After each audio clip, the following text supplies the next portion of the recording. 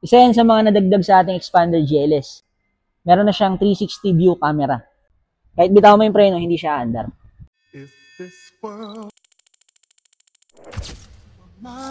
Hey, Roman numeral 7, babe, drop it like it's hot. If this world was mine, I'd take your dreams and make them multiply. If this world was mine, I'd take your enemies in front of God. Introduce them to that light, hit them strictly with that fire.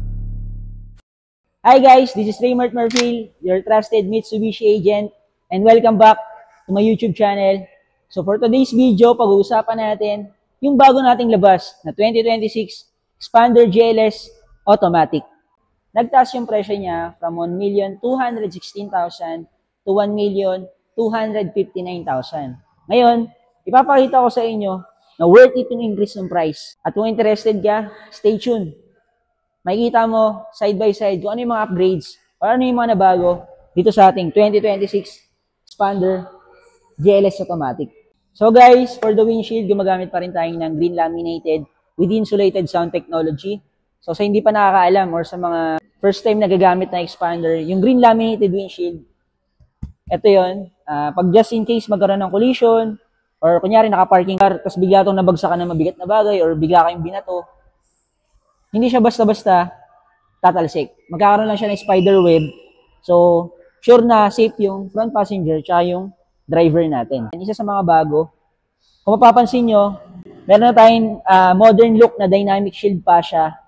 Tapos iba na rin yung kanyang front grille, no? Mas wider yung front grille niya. Nagbibigay ito ng more exhaust dun sa makina natin. So, malilesen na ito yung heat dun sa ating engine. So, kahit gamitin mo siya in long drive, hindi ka mag-worry na baka siya mag-overheat. Then, kung mapapansin nyo, meron ditong camera, no? Isa yan sa mga nadagdag sa ating Expander GLS. Meron na siyang 360 view camera. So yun guys, isa rin sa nabago dito sa ating Expander GLS Automatic. Kung meron kang previous na model, is yung fog light. From previous na halogen, yung kulay dilaw, papunta sa LED natin na fog light. Bukod dun sa LED natin na headlight, LED na DRL, ang fog light is nagpo-provide ng better visibility, lalo na pag napadaan ka sa low light area at sa mga foggy area. Pagdating naman sa engine ng ating Expander GLS na automatic, wala naman na bago, same pa rin sa previous model natin. Naka 1.5 liters, 4 inline, double overhead cam with Maybach technology. Ngayon, sa mga hindi pa nakakalam kung ano ba yung Maybach technology, Maybach technology is Mitsubishi technology siya. Ang Maybach technology is nagpo-provide ng fuel efficiency, less emission, and more power and torque. Then makikita mo dito sa ating engine bay, meron tayong ABS and ABD. ABS means anti-lock braking system. So, nagpo-provide ito ng additional safety sa pagdadrive, lalo na kung sakaling biglaan tayo magpreno. EBD means for electronic brake force distribution. Dito naman, papasok kung saan mas mabigat or mas mataas yung load ng sasakyan natin, doon mag-generate ng mas mataas or mas malakas na percentage ng preno. Then, ang gasoline capacity pala ng ating Expander GLS Automatic is 45 liters and approximately kaya niyang tumakbo ng 22 km per liter. So, nandito tayo ngayon sa side ng ating Expander GLS Automatic. As you can see, bago na rin yung design ng kanyang mags, no? From these mags to these mags. So, which one is better, no? Para sa akin, mas maganda yung bago nating design. So, mas unique siya sa daan. Then, ang isa pa sa mga nabago dito sa ating Expander GLS natin is yung mga side mirrors natin, tsaka yung door handle. Dati kasi naka-chrome accent siya. Ngayon, body color. Pero same pa rin. Dito sa side mirror natin, may naka-integrated dito na turn signal light. Then, power side mirror na siya. Ibig sabihin, pag napadaan ka sa mga masiskip na lugar, or mag-isa ka lang, tapos kailangan mo i-close yung kabilang side mirror, pwede mo siya i-close gamit yung button niya. Ngayon, mamaya papakita ko sa inyo. Same pa rin sa dati nating Expander GLS. Keyless operating system pa rin tayo. Pwede mo siya i-open within 70 cm.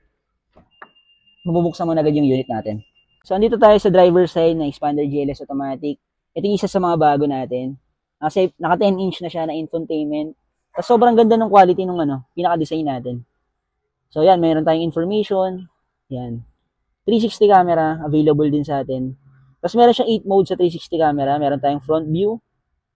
Ayan, front view. Side view. Yan. Makikita mo dito yung pinaka ano natin, 8 modes ng ano natin, 360 camera. Ayan, surrounding or safety. Kasi ito yung sa reverse camera natin. Pero bukod pa dun yung pag nag-reverse ka. Ha? Then maganda pa rin dito sa expander GLS natin, meron pa rin tayong digital na aircon. So, pwede mo siyang i-max cool para just in case nakapark ka sa mga mainit na lugar, mabilis siyang lalamig. Then available pa rin sa atin yung Android Play Auto, Apple CarPlay, tsaka yung iba pa nating mga application. Pwede mo siyang gamitin through wireless, no? Pwede mo i-connect dito yung cellphone mo through wireless na Apple CarPlay tsaka Android Play Auto. From previous model natin, mas maliit yung infotainment, tsaka kailangan word mo siya para magamit mo yung Apple CarPlay natin tsaka Android Play Auto. Then, pansinin nyo itong handbrake natin.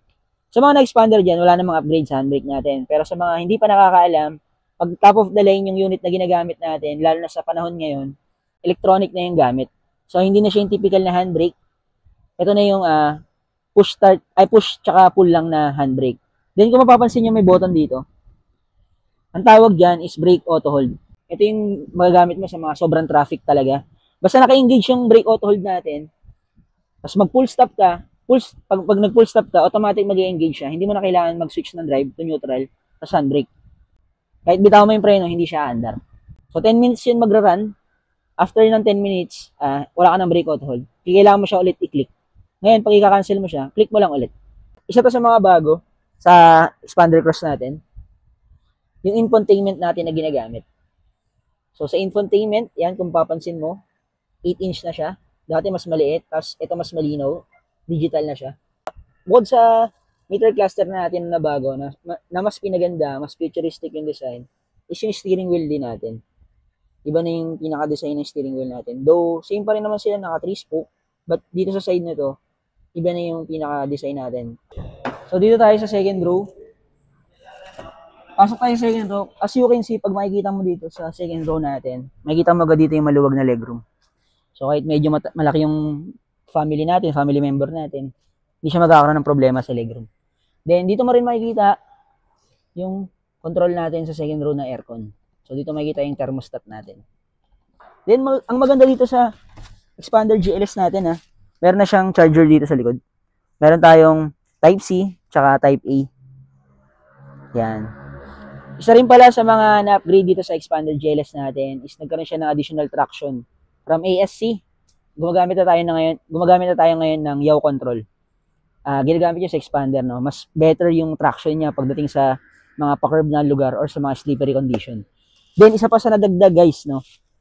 So, yan, sa mga sumasakay lagi sa gitna ng part ng sasakyan, no? Kung naka 7-seater kayo, alam nyo na wala talagang headrest sa gitna. Pero dahil sa expander GLS natin, no worries na.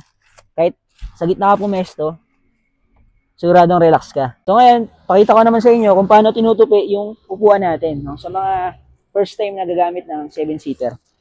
Meron tayong lever dito. So, fold mo lang siya na ganyan para makapasok ka dun sa third row. So, yan yung third row natin.